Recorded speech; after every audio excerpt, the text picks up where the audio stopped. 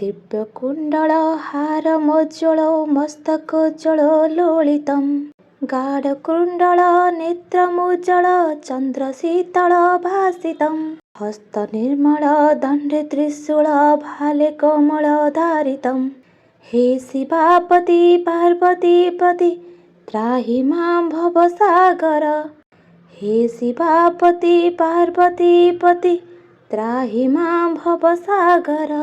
हर हर महादेव। चैत्र मासर पण संक्रांति महाविषुव पण संक्रांति द्वारे द्वारे दंड मिलन एक नित्य निष्ठा परंपरा को उपस्थापन करे यही दंडयात्रा एक पौराणिक नाटक। यह आधुनिक समाज रे जार मूल्य कमी जाइए किंतु सत कथा आज्ञा जदि केवे पुराण के उठेर हो निश्चय जाई देखिए। आसतु एबे मो भिडियो देखिए चढ़िया सांग और लिंग पुराण जार सारमर्म आपण देखिले ही बुझिपारे।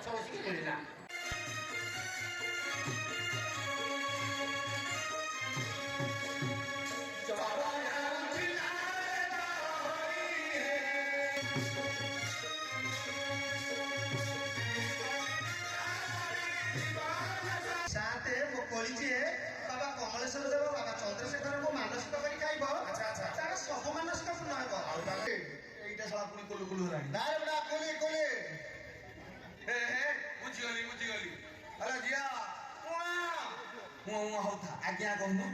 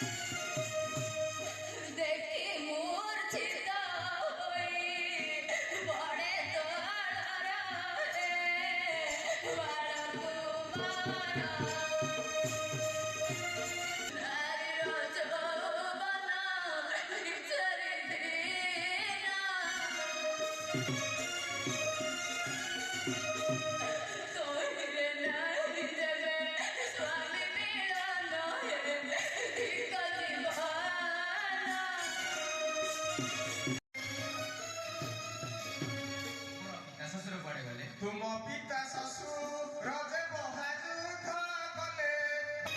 ଜନ୍ମ ଠାରୁ 12 ଦିନ ମଧ୍ୟରେ ବିଧାନ ଦେଲେ 12 ବର୍ଷରେ ଅବଶ୍ୟ ମରିବ ସେଇ କୁମର। ଚିନ୍ତାରେ ରାଜାଙ୍କ ଦୁଃଖ କର। ଲିଙ୍ଗ ପୁରାଣ ଅନୁସାରେ 12 ଦିନର ପୁତ୍ର ସହିତ ଯଦି 16 ବର୍ଷର କନ୍ୟାକୁ ବିବାହ କରାନଯାଏ ରାଜାଙ୍କ ପୁତ୍ର 12 ବର୍ଷରେ ମୃତ୍ୟୁଘାତରେ ପଡ଼ିବେ। ପରେ ପରେ ରାଜକନ୍ୟାଙ୍କ ପାଇଁ ରାଜକୁମାରଙ୍କର ଦଶା କଟିଯିବ ଏବଂ ସେ ଯୁବକରେ ପରିଣତ ହୋଇଯିବେ।